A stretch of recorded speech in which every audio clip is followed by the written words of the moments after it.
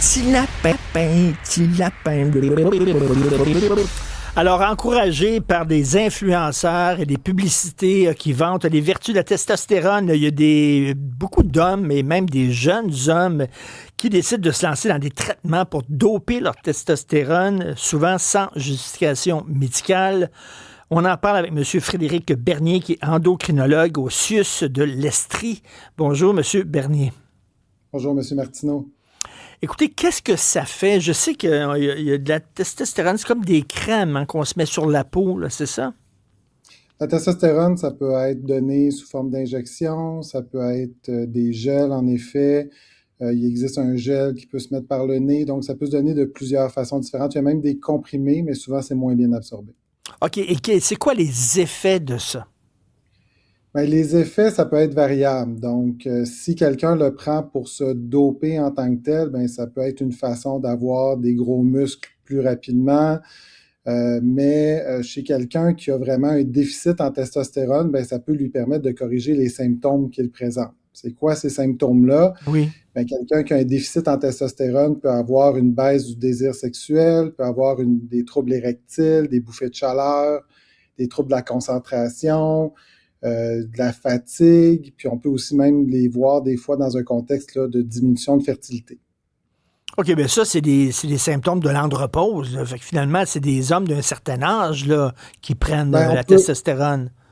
on peut voir ça chez des jeunes aussi. Là, l'andropause, dans le fond, c'est juste une baisse de testostérone qui peut se voir à n'importe quel âge. Là. C'est juste que quand ça arrive chez une personne plus âgée, sans cause évidente, on va appeler ça de l'andropause, là, mais ça existe à tous les âges. Des fois, on peut avoir des retards pubertaires dans ce contexte-là chez les adolescents aussi. Là. Donc, on peut avoir ça à n'importe quel âge. OK, est-ce que ça se trouve facilement? Est-ce qu'on peut avoir facilement accès à des gels de testostérone ou des injections ou tout ça, où il faut absolument avoir une prescription du médecin? Non, ben, disons que c'est facilement accessible dans les gyms.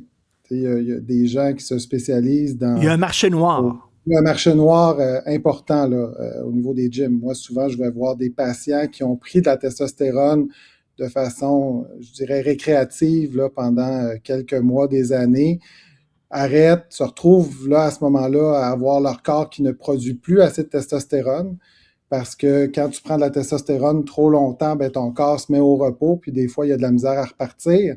Puis à ce moment-là, je les vois dans ce contexte-là. Mais ça, c'est quelque chose qui arrive assez fréquemment chez les utilisateurs de gym là, de OK, mais c'est testostérone. quoi la différence entre les Les stéroïdes, stéroïdes ouais, et la c'était ça ma question. testostérone, disons? Ah, c'est la même chose. Les Ah, stéroïdes, la testostérone, c'est une forme de stéroïde anabolisant. Là.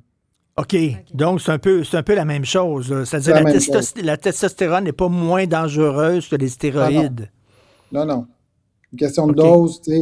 C'est juste que quand les gens quand les gens ont un problème de testostérone trop basse, on va leur donner un niveau de testostérone pour être normal. Quand on le prend au gym, ben, on prend des niveaux de testostérone qui sont beaucoup plus que la normale. OK. Et des gens qui n'ont pas les problèmes que vous dites, là, c'est-à-dire, je sais pas, baisse de libido, etc., n'ont pas besoin de testostérone, mais ils veulent en prendre pour avoir une super libido, là, encore plus forte que la normale. Ça, il y a un danger pour leur santé. Il y a un danger pour leur santé. Il peut y avoir des problèmes au niveau cardiaque. Il peut y avoir des globules rouges qui augmentent en grande quantité dans le sang, ce qui peut faire des ACV, des embolies pulmonaires, donc des morts subites augmentées. Donc ça, c'est toutes des choses qu'on peut voir chez les gens qui prennent de la testostérone à des niveaux là, plus que la normale, que ce que le corps a de besoin. Ce qu'il faut comprendre aussi, c'est que il y a des gens qui ne prennent pas ça pour avoir des niveaux de testostérone plus élevés que la normale. Des fois, les gens sont fatigués, cherchent une cause à leur fatigue. Ils voient partout que ça pourrait être leur testostérone, fait qu'ils se disent, ben, je vais prendre la testostérone. La testostérone, à ce moment-là, des fois, va les aider, même si c'est pas ça le problème. C'est un peu comme, je compare ça souvent avec mes patients avec la cocaïne. Si tu es fatigué, tu prends une ligne de coke, ben, peut-être tu vas avoir plus d'énergie, mais c'est pas parce que ton corps manquait de coke, là. Fait que, tu sais, c'est un Hmm. peu le même principe, là. Stéphanie?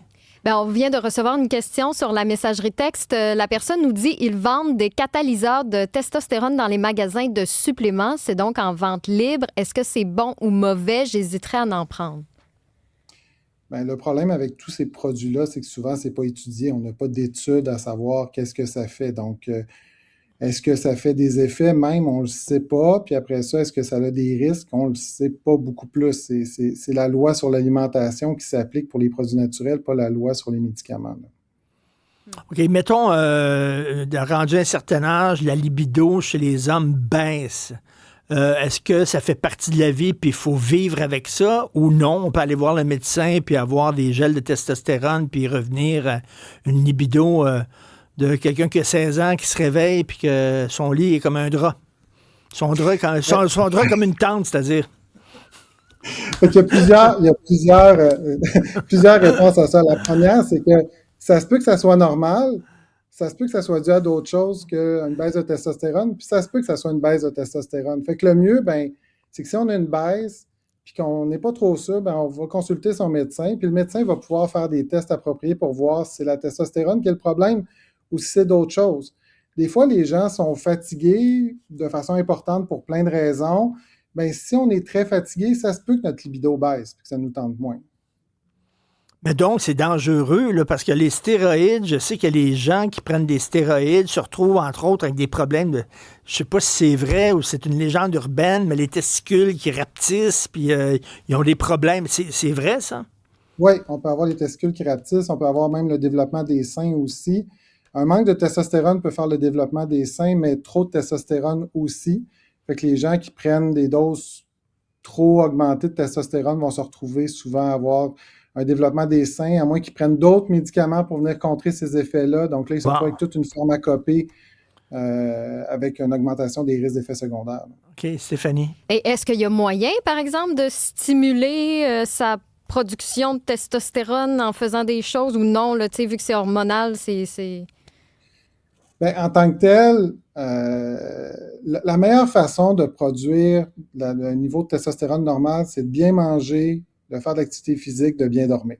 Ça, c'est vrai pour à peu près toutes les fonctions du corps, là, si on veut vraiment optimiser notre corps. Non, mais monsieur Bernier, on veut des raccourcis. Hein? On veut devenir riche en 10 jours, on veut apprendre l'italien en 2 jours, c'est ça, là.